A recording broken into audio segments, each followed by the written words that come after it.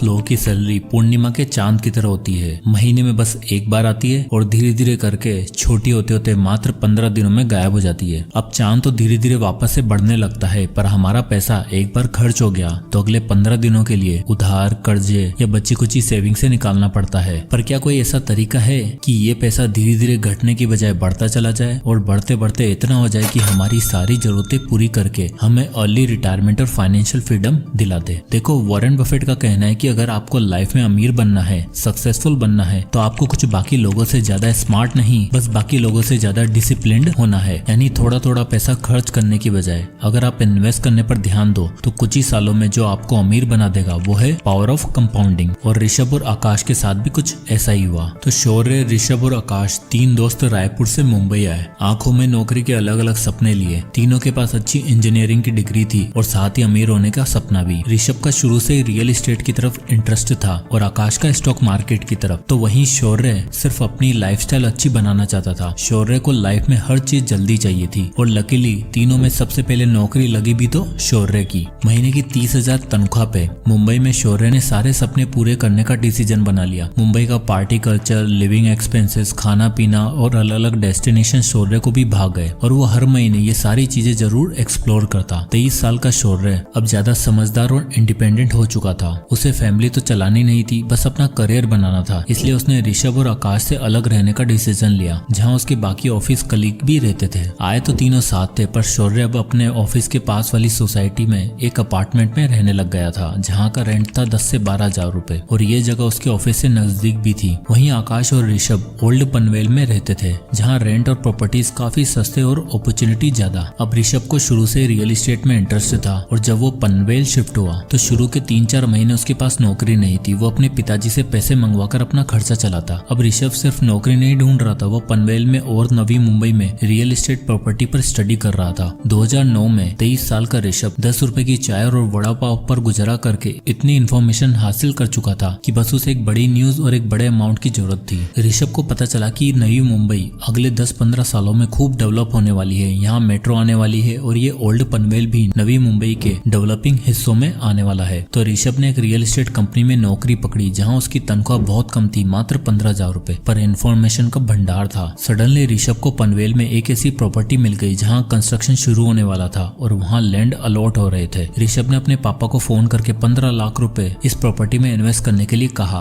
और ये वादा किया कि 10 साल के अंदर अंदर यहाँ डेवलपमेंट होने वाला है और हम इसी 3-4 प्रॉपर्टी खरीद के पूरी तरीके से फाइनेंशियली फ्री हो जाएंगे। अब एक इंडियन फादर कहाँ मानने वाले थे, पर कैसे भी करके ऋषभ ने उन्हें कन्विंस किया और 15 लाख रुपए डलवा लिए। साल 2011 में वो प्रॉपर्टी बनकर तैयार हो गई। उसके साथ ही वहाँ शॉपिंग कॉम्प्लेक्स, हॉस्पिटल, स्कूल बना। ऋषभ ने वो प्रॉपर्टी रेंट पर डाली और 2% का रेंटल यील्ड निकाला। अब ऋषभ की प्रॉपर्टी का दाम बढ़ते जा रहा था और शुरुआती 5 सालों में उसकी प्रॉपर्टी ने रंग दिखाना शुरू कर दिया और 5 साल में उसकी प्रॉपर्टी की वैल्यू 30,17,000 हो चुकी थी और उसे मंथली 60,000 रुपए रेंट आने लग गया था। साथ ही उसकी जॉब भी अच्छी होती जा रही थी। ये दिखाता है कि ऋषभ ने पैसा कमाने से भी पहले उसको ऐसी जगह इन्वेस्ट करने के बारे में सोचा जहां उसको फ्यूचर में इनकम आती रहे। वहीं दूसरी तरफ शौर्य 2011 में 25 साल का हो चुका था और अब उसकी लाइफ पूरी तरीके से चेंज हो चुकी थी। उसे मुंबई की फ्लैशी कल्चर की आदत लग चुकी थी और अब वो लाइफ के बड़े बड़े परचेज बिना कुछ सोचे समझे करने लग गया था। 50,000 सैलरी होने के बाद और 3 साल नौकरी करने के बाद शौर्य हर वो काम करने लग गया था जो उसके कलीग किया करते। उसके दोस्तों ने गाड़ी खरीदी तो शौर्य का भी मन हुआ कि अपनी गाड़ी ली जाए। भाई साहब शोरूम में जाते हैं और इन्हें पसंद आती है 6 लाख रुपए की सेडान गाड़ी। अब 6 लाख रुपए एक साथ तो नहीं थे तो बनवा ली EMI। और अब आप यहाँ देख ही सकते हो कि रेंट के साथ साथ शौर्य का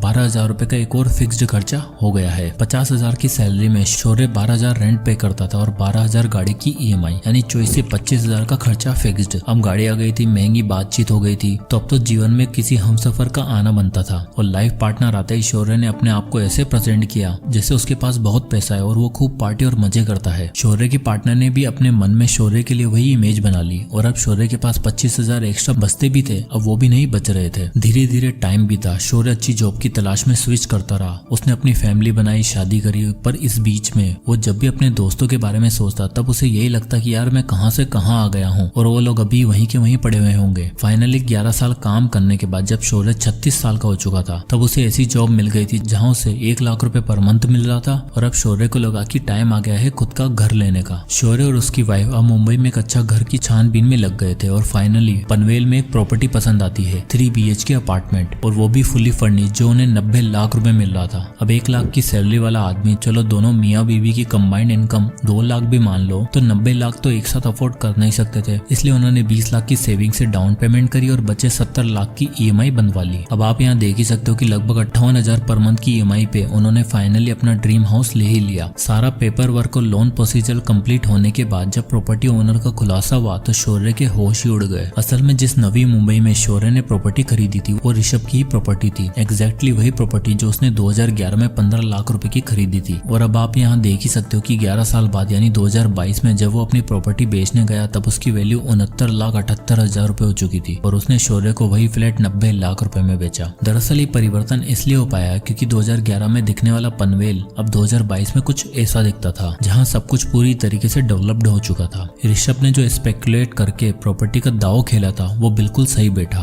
और अपनी नौकरी के साथ और कमाई हुई अर्निंग्स को वापस रियल एस्टेट में इन्वेस्ट करते करते अब उसके पास नवी मुंबई में 4 प्रॉपर्टीज थी, जिसमें से एक खरीदी शौर्य ने। तो जैसे ही शौर्य ने ऋषभ को देखा वो हैरान हो गया और ऋषभ ने उससे मिलने के बाद बताया कि भाई मैंने इन 13 सालों में 4 प्रॉपर्टी खरीद ली है। दरअसल मैं नवी मुंबई में तब इन्वेस्ट किया था जब वो डेवलप हो रही थी और रियल एस्टेट इकलौती ऐसी चीज है जो इन्फ्लेशन के दायरे में इतनी नहीं आती, उल्टा इन्फ्लेशन के साथ साथ रियल एस्टेट भी ग्रो होता है और साथ ही बढ़ती प्रॉपर्टी के रेट्स भी और आसपास होती डेवलपमेंट के साथ रेंट भी इंक्रीज हो जाते हैं, यानी पावर ऑफ कंपाउंडिंग के साथ पावर ऑफ रेंटिंग भी। 36 की एज में ऋषभ के पास इतना पैसा था कि वो आराम से रिटायर हो सकता था और उसका एसेट उसे पैसा कमाकर दे रहा था। वॉरेन बफेट कहते हैं, if you don't find a way to make money while you sleep you will be working till your last breath. और कुछ ऐसा ही हाल था शौर्य का। इन दोनों में बातचीत चली रही थी कि इतने में आकाश का जिक्र हुआ। शौर्य ने पूछा कि आकाश कहाँ है आजकल, नौकरी के लिए कहीं धक्के तो नहीं खा रहा? तो ऋषभ ने बताया, नहीं भाई, उसकी गेम तो एकदम अलग है। उसने 2 साल नॉर्मल जॉब करने के बाद दलाल स्ट्रीट में नौकरी करी और अब वो वहीं पर प्लेस्ड है। रुक, उसको भी बुलाता हूँ। आकाश का इंतजार करते हैं शौर्य और ऋषभ दोनों एक होटल में बैठे हुए थे। तभी आकाश एक ट्रू जेंटलमैन सेंस में अपनी गाड़ी से उतरता है और दोनों से बड़े दिनों बाद मिलकर बहुत खुश होता है। आकाश का सिंपल वे ऑफ लिविंग देखकर शौर्य पूछता है कि भाई तुम्हारा क्या हाल है, लाइफ में कुछ हुआ कि नहीं, पैसा रुपया कमाया कि नहीं ढंग से? इस पर आकाश बड़ी ग्रेसफुली रिप्लाई करता है कि भाइयों बस अगले 5 सालों में रिटायर होने वाला हूँ। शौर्य मनी मन सोचता है कि एक साला रिटायर भी हो गया है और एक 5 साल बाद होने वाला है और मैं अकेला अगले 20 साल तक घर की EMI भरने के लिए काम करूंगा क्या? आउट ऑफ क्यूरियोसिटी शौर्य पूछ ही लेता है कि भाई 5 साल में कहीं लॉटरी तो नहीं लगने वाली? इस पर आकाश उन दोनों को अपनी लाइफ स्टोरी बताता है। कहता है कि मेरी कोई लॉटरी नहीं लगने वाली, बल्कि मैं सेविंग्स रूल और कंपाउंडिंग रूल की मदद से पैसा कमाया है और अब इतना हो चुका है कि बस 3-4 साल बाद रिटायर हो जाऊंगा। तो आकाश कंटिन्यू करते हुए बताता है कि हुआ यूं कि मेरी पहली नौकरी लगी एक ट्रेडिंग कंपनी में एज एन IT टेक्नीशियन। वहाँ मेरा काम तो अलग था पर मैंने स्टॉक मार्केट के कुछ दाव पेश सीखे और अपनी 25,000 की सैलरी में से कुछ पोर्शन सेव करके इन्वेस्ट करता रहा। इन्वेस्ट करने के लिए मैंने जिस सेविंग मेथड का यूज किया था वो था 50-30-20 रूल। मैंने 25,000 की सैलरी में से 50% हिस्सा अपनी नीड्स के लिए रखा, 30% वॉन्ट्स और एंटरटेनमेंट सोर्सेज के लिए और बाकी बचा 20% यानी 5,000 रुपए SIP के थ्रू इन्वेस्ट किया। आकाश ने बताया कि उसे सबसे पहले मार्केट के बारे में सीखना था और इन्वेस्टमेंट के लिए जो सबसे बेस्ट चीज थी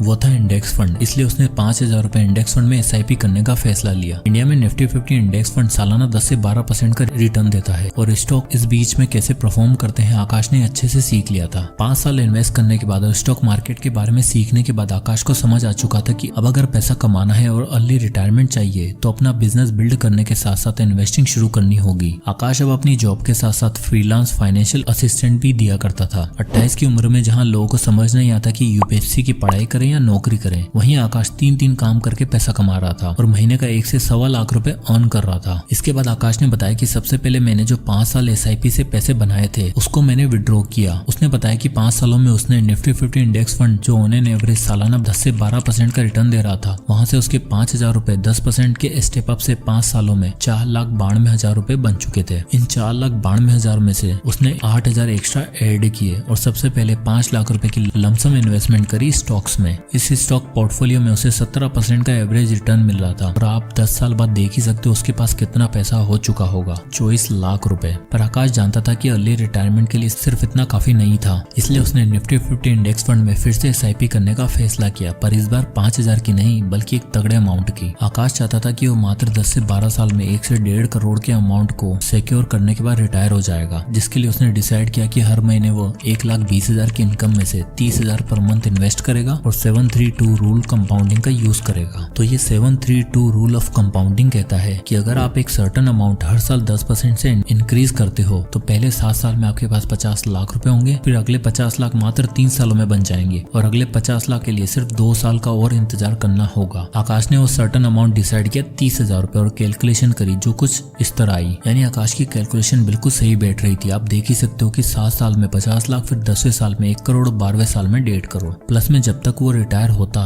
तब तक उसके पास 25 लाख के स्टॉक भी तो था जिससे उसे डिविडेंड भी मिल रहा होगा। पर इस कैलकुलेशन में एक बहुत बड़ी दिक्कत थी। आकाश ने सोचा 1.5 करोड़ रुपए जो 12 साल बाद कैलकुलेशन में शो हो रहे हैं, क्या 12 साल में इन्फ्लेशन के बाद भी इनकी वैल्यू सेम ही रहेगी क्या? तब उसने इंडिया में चल रही 6% एवरेज इन्फ्लेशन को भी एडजस्ट करा, जिसकी कैलकुलेशन कुछ इस तरह थी। आप यहाँ देख ही सकते हो इन्फ्लेशन एडजस्ट करने के बाद उन 1.5 करोड़ की एक्चुअल वैल्यू मात्र 71 लाख रुपए होगी। तो आकाश को ये समझ आ चुका था कि 30,000 रुपए से तो काम नहीं होने वाला है। उसे अपनी रिटायरमेंट के लिए 1 करोड़ की जरूरत थी जो 30,000 पर मंथ की SIP से अचीव नहीं होने वाला था। इसलिए उसने पहले दिन से 50,000 पर मंथ इन्वेस्ट किया और अब आप रिजल्ट देख ही सकते हो। 732 रूल ऑफ कंपाउंडिंग, उसका 1 करोड़ का टारगेट 12 साल में आराम से अचीव हो जाएगा, वो भी आफ्टर इन्फ्लेशन। यानी अगर तीनों दोस्तों में देखा जाए तो आकाश ने बाकी दोनों को आराम से आउट प्ले कर दिया। चलो ऋषभ को तो रियल एस्टेट में पावर ऑफ कंपाउंडिंग देखने को मिल गई और 36 की एज में वो फाइनेंशियली फ्री भी हो गया। अब देखो रियल एस्टेट में आपको बल्क में कैपिटल चाहिए जो सही टाइम पे ऋषभ के पापा ने डाल दी। पर आकाश की टेक्निक और मल्टीपल इनकम सोर्सेज से पैसा कमाने की अप्रोच सबसे ज्यादा रियलिस्टिक और एप्लीकेबल लगती है, जिसको शौर्य ने कभी समझने की कोशिश ही नहीं करी। अभी 36 की एज में ऋषभ रिटायर हो चुका था और आकाश भी 3-4 साल बाद रिटायरमेंट लेने ही वाला था। पर शौर्य वो तो भी 20 साल और नौकरी करेगा क्योंकि उसके घर की EMI जो चुकानी है, बच्चे का महंगा स्कूल में एडमिशन करवाया है, उसकी फीस भी भरनी है और जो महंगी लाइफस्टाइल शुरू से बनाई थी उसे मेंटेन भी तो करना है, जिसमें आराम से 1 से 1.5 लाख रुपए खर्च हो ही जाएंगे। ये एक सबसे बड़ा डिफरेंस है रिच और मिडिल क्लास माइंडसेट के लोगों में। मिडिल क्लास माइंडसेट के लोग पैसा आते ही उसे 10 जगह खर्च करने की सोचते हैं। आप में से कितने ऐसे होंगे जिनकी सैलरी आने से पहले एक शॉपिंग लिस्ट रेडी होती है? कमेंट में यस लिखो। वहीं एक रिच माइंडसेट वाला इंसान सोचता है कि कितने सोर्सेज से पैसा कमाया जा सकता है और ले रिटायरमेंट कैसे ली जा सकती है। यानी मिडिल क्लास लोगों के पास होता है power of loans and EMIs जो उन्हें एक दिन बर्बाद कर देता है। वहीं अमीर लोगों के पास होता है पावर ऑफ कंपाउंडिंग जो उन्हें आबाद और फाइनेंशियली फ्री बना देता है। जय हिंद।